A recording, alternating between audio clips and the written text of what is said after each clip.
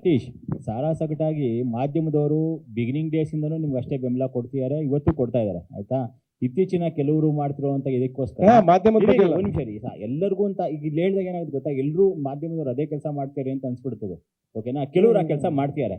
ನಾವು ನಿಮ್ಮ ಪರವಾಗಿ ಹೇಳ್ತೀವಿ, ಯಾಕಂದ್ರೆ ನೀವು ಹೇಳಿದ್ದು ಅರ್ಥ ಕರೆಕ್ಟ್. ಯಾಕಂದ್ರೆ ಇಂಡಸ್ಟ್ರಿಗೆ ಬರೋರು ಅದ್ರ ಸಿನಿಮಾ ಜ್ಞಾನ ಇರಬೇಕು ಅನ್ನೋದು ಸತ್ಯ, ಅದೇನಿಲ್ಲ ಅಂತ ಹೇಳೋಲ್ಲ. ಬಟ್ ಆದ್ರೆ ನೀವು ಹೇಳೋ ವಿಚಾರ ಇದೆಯಲ್ಲ, ಈಗ ಏನಿಸ್ತದೆ ನೋಡೋರ್ಗೆಲ್ಲ ಮಾಧ್ಯಮದವ್ರು ಪೂರ್ತಿ ಇದೇ ಕೆಲಸ ಮಾಡ್ತಾರೇನೋ. ಅಯ್ಯೋ, ನಾನು ಹೇಳಿದ್ದು ಯೂಟ್ಯೂಬ್ ಅಲ್ಲಿ ಕಮೆಂಟ್ ಮಾಡೋರ ಬಗ್ಗೆ ಹೇಳಿದ್ದು, ಮಾಧ್ಯಮದ ಬಗ್ಗೆ ಅಲ್ಲ.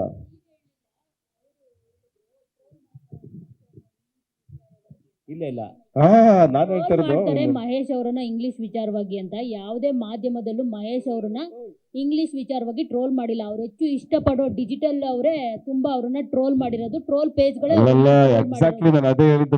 ನಾನು ಮಾಧ್ಯಮ ಸೇರಿಸಿಲ್ವಲ್ಲ, ಯೂಟ್ಯೂಬರ್ಸ್ ಡಿಜಿಟಲ್ ಅವರು ಟ್ರೋಲ್ ಪೇಜಸ್ಗಳು ಅಂತ ಕಂಪ್ಲೀಟ್ಲಿ ಮೆನ್ಷನ್ ಮಾಡ್ಬಿಟ್ಟು ಹೇಳಿ. ಯಾಕಂದ್ರೆ ಎಲ್ಲಿ ನೋಡಿದ್ರು ಯಾರೇ ಆಯ್ತು, ನೀವಂತಾನೆ ಅಲ್ಲ ಸರ್, ಎಲ್ಲ ಸ್ಟಾರ್ಗಳು ಮಾಧ್ಯಮ ಅಂತಾನೆ ಬೈದಿರ್ತಾರೆ. ಬೇರೆಯವ್ರು ಮಾಡೋ ಕೆಲ್ಸಕ್ಕೆ ನಾವ್ಯಾಕೆ ಬೈಸ್ಕೋಬೇಕು? ಜರ್ನಲಿಸಂ ಮಾಡ್ಕೊಂಡು ಬಂದಿರೋದು, ಯಾವ್ದೋ ಬೇರೆ ಕೆಲ್ಸಗಳು, ಜರ್ನಲಿಸಂ ಓದ್ದೆ ಬಂದಿಲ್ಲ. ನಾವ್ ಯಾವ್ದು ಹಾಕ್ಬೇಕು ಯಾವ್ದು ಹಾಕ್ಬಾರ್ದು ಅಂತ ನಮಗ್ ಚೆನ್ನಾಗ್ ಗೊತ್ತು. ಈವನ್ ಮಹೇಶ್ ಗೌಡ ಅವರು ಇಂಗ್ಲಿಷ್ ತಪ್ಪಾಗಿ ಮಾತಾಡಿರೋದು ನಮ್ಮ ಸ್ಯಾಟಿಲೈಟ್ ಚಾನಲ್ಗೆನೆ, ನಾನು ಇಲ್ಲ ಅಂತ ಹೇಳಲ್ಲ. ಅದನ್ನ ಇಟ್ಕೊಂಡು ಟ್ರೋಲ್ ಮಾಡಿರೋದು ಟ್ರೋಲ್ ಪೇಜಸ್ಗಳು, ನಾವಲ್ಲ. ಮಂಗಳ, ನೀವು ನಂಗೆ ಗೊತ್ತಿಲ್ಲಮ್ಮ ನಿಮ್ ಚಾನಲ್ ಮಾತಾಡೋದು. ಅಲ್ಲ ಒಂದ್ ನಿಮಿಷ, ನಾನು ನಾನು ಕ್ಲಾರಿಫಿಕೇಶನ್ ಕೊಡ್ತೀನಿ. ಅದನ್ನ ನಾವು ಈಸಿಯಾಗಿ ತಗೋಬೇಕು. ಏನ್ ಗೊತ್ತಾ, ನಾವೇ ತಮಾಷೆ ಮಾಡಿದೀವಿ, ನಮ್ಮನ್ನ ನಾವೇ ಇದೊಂದು ನಿಮ್ಗೆ ಹೇಳ್ತೀನಿ. ಫಾರ್ ಎಕ್ಸಾಂಪಲ್, ನೆನ್ನೆ ಒಂದು ವಿಡಿಯೋ ಮಾಡಿದ್ ಬಿಡಕ್ಕಾಗಲಿಲ್ಲ ನಮ್ಗೆ, ಸುಮ್ಮನೆ ಒಂದು ಮಾತಾಡ್ತೀನಿ ತಗೊಳ್ಳಿ.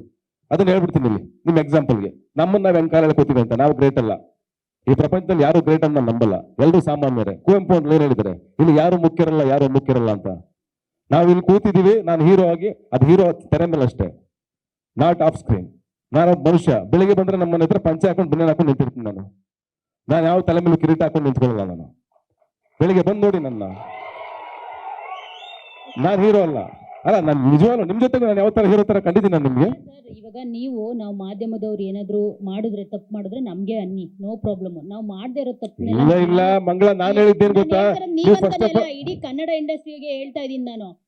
ನನಗೆ ನಾನು ಕ್ಲಾರಿಟಿ ಮಾಡ್ತೀನಿ ನೋಡಿ.